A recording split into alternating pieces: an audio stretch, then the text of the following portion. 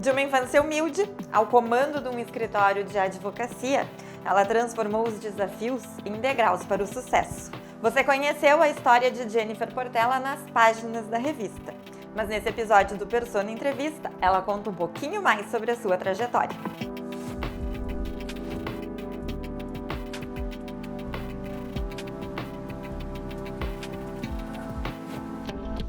Jennifer, quem leu as páginas da Persona neste mês de março, te viu na capa, né, e soube um pouquinho mais da tua história, uma pessoa tão ativa na nossa sociedade. Mas vamos relembrar, a tua jornada no direito, ela começou em função de uma situação familiar.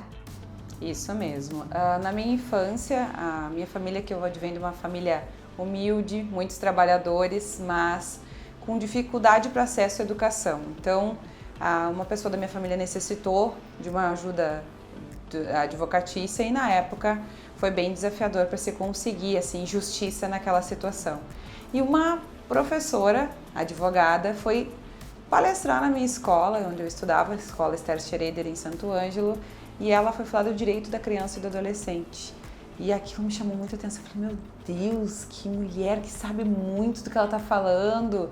Então, existe todos esses direitos que a gente não tinha acesso até então. E aquilo me encantou de uma maneira, assim, muito grande. E eu disse, eu vou ser isso aí quando eu crescer.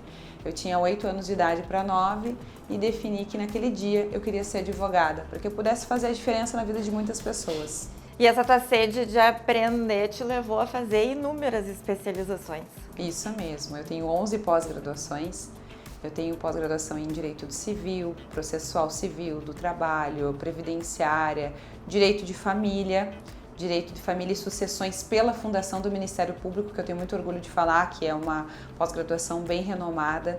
Também sou mestre em Direitos Humanos pela Unijuí, focando sempre nesse viés de procurar saber mais. No ano passado eu fiz mais 2 novas pós-graduações para me atualizar na área de direito administrativo e de direito civil. Então o direito ele é constante, né? Está sempre mudando, né, Grazi? Então é muito importante a gente estar amparado e amparar a nossa equipe. Eu costumo dizer isso, eu tenho uma equipe maravilhosa que trabalha junto comigo, mas de nada adianta se eu não souber ensiná-los ou souber fazer pelo menos uma troca de informações. A gente aprende, mas a gente também muitas vezes precisa saber como que a gente guia um escritório, né? Sim, tu te intitula a advogada dos filhos. Por que isso?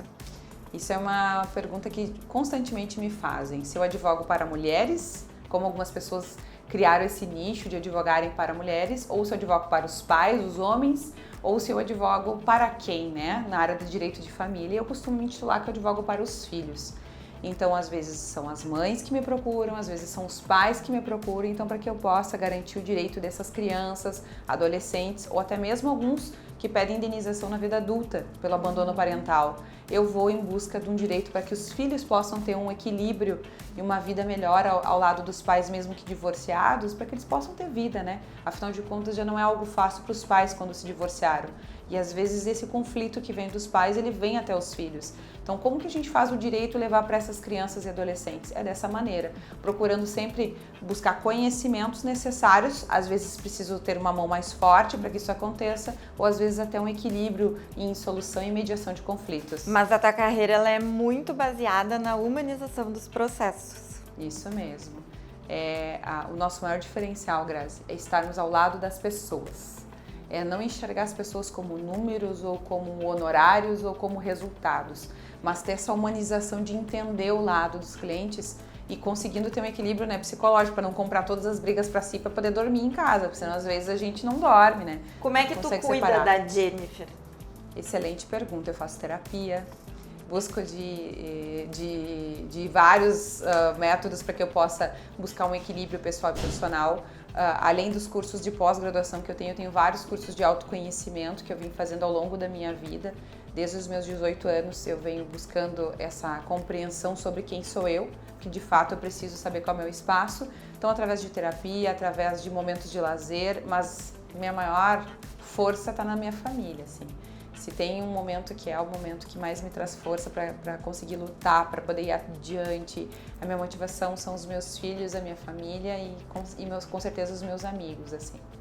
Mas uma carreira tão sólida e com tantas atividades profissionais, como é que tu faz para equilibrar a Jennifer, advogada, mãe, esposa, filha? Ouvinte, psicóloga dos amigos, festeira. E ainda uma pessoa que participa ativamente, né, de tantas atividades sociais, os programas. Professora também.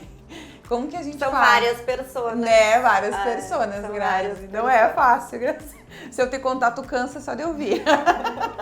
Mas é algo que sempre eu tento buscar estar num tempo de qualidade quando eu estou. Às vezes eu não consigo ir num evento e ficar até o final, mas eu consigo estar lá e conseguir estar com as pessoas para que elas se sintam bem de eu estar lá, às vezes prestigiando, como foi no evento da Persona, agora recentemente no aniversário.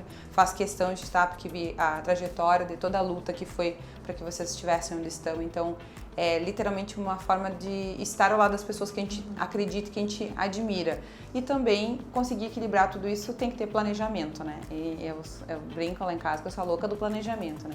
Eu tenho uma agenda, minha equipe é compartilhada e a gente se planeja tudo através do Google Agenda para alguns horários ali, até para ter um lazer, uma academia, para poder fazer alguma coisa para mim também, né? Então, normalmente eu tô com o tempo cronometrado, assim, então isso ajuda bastante.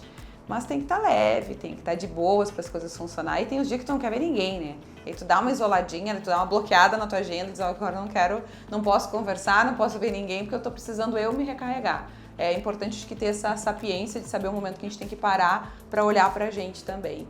E tu tem 2 tesouros, né? Que são os teus filhos. O que tu aprendeu com a tua mãe e que tu passa pra tua maternidade com eles? Falar sobre isso mexe, né? A minha mãe foi uma mulher muito forte e ela precisou ser mãe, né? Pai e mãe.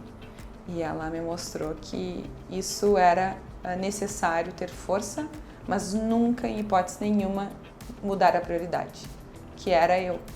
Então a minha prioridade são os meus filhos. Eu sempre falo isso. Até antes de mim mesma vêm os meus filhos. E isso é algo importante e é o que faz toda a diferença, assim. Esse foi o maior aprendizado, o maior legado que a minha mãe deixou, que não importa os desafios que a gente tenha, a gente consegue dar conta se nós olharmos o que a gente tem de prioridade. Quando tu não desfoca da prioridade, as coisas dão certo. Então eu consigo ter momentos de lazer, eu consigo ter momentos meus, só meus também, mas eu tenho muitos momentos com eles. E a maternidade, eu falo que é aquilo que o Instagram não mostra, o Facebook não mostra, que às vezes noites mal dormidas, até meu filho lendo a matéria. Foi muito engraçado, ele falou, mãe, a parte de dormir é minha. Um deles disse, sou eu, que tem uma situação dele de adaptação pós-temporais, então que ele demorou um pouquinho para se adaptar para dormir. Então nós mães passamos por vários desafios às vezes, né? E a gente precisa conciliar. Então essa força que a minha mãe me mostrou que era possível, e ela sempre me apoiou a estudar. E a minha mãe até hoje me apoia, ou me ajudando com os meus filhos muitas vezes, ou estando ao meu lado, muitas vezes até quando estava nervosa, quando era mais jovem e nem acreditava na minha capacidade, ela estava lá do meu lado. Eu falo que hoje é um artigo de luxo, a gente tem a mãe da gente, né? É muito importante. E pra ti, como foi tu poder ler a tua história nas nossas páginas? Qual foi o sentimento? Eu até já falei na última entrevista para a Tami, quando eu abri a revista, assim, eu me emocionei bastante. Hoje uma cliente veio e ela, eu estou aqui, ó, viu, contigo, eu tenho a capa e a verdadeira uma do lado da outra. E ela me falando, ela disse assim, eu conheço toda a tua trajetória, Jennifer, e torço muito, é exatamente isso. É como se eu estivesse olhando de fora para quem é a Jennifer. Né? Porque a gente conhece a nossa história, né? A gente se autoconhece, mas tu lê a tua história pelo olhar de uma outra pessoa dá um... É incrível. Quando a Mari escreveu, eu falei, gente, que isso? Essa sou eu mesmo. Nossa, e o quanto às vezes a gente não percebe tudo que a gente passou, né? Às vezes a trajetória, e o quanto foi lindo, e o quanto foi desafiadora muitas vezes.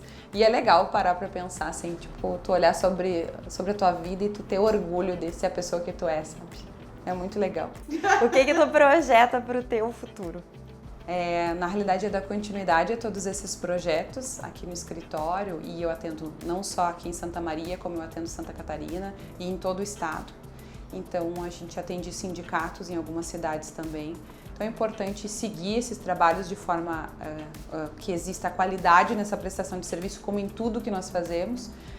que a minha equipe possa crescer também. Meu objetivo é que todo mundo cresça junto, né? E que nos próximos anos a gente possa ampliar ainda mais alguns atendimentos que a gente já vem fazendo em Santa Catarina, dar continuidade nesses atendimentos, bem como nessas outras cidades. Como tu gostaria de ser lembrada?